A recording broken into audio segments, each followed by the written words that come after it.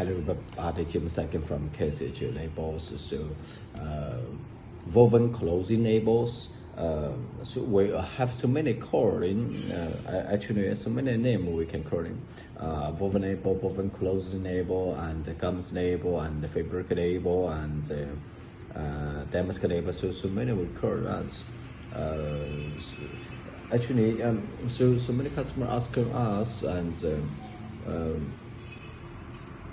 How do they check in the labels the price? Actually, a label the price based on the width of the label. The width of the width size is more bigger and the price is more higher. And the point two is the color.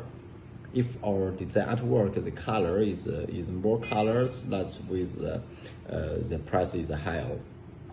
And the density, also the density is important. The density is more high and the price is more high. Of course, the quality is more high. So the price depends on the size and the color and the density. So that's is the main point for our price of the label. Thank you.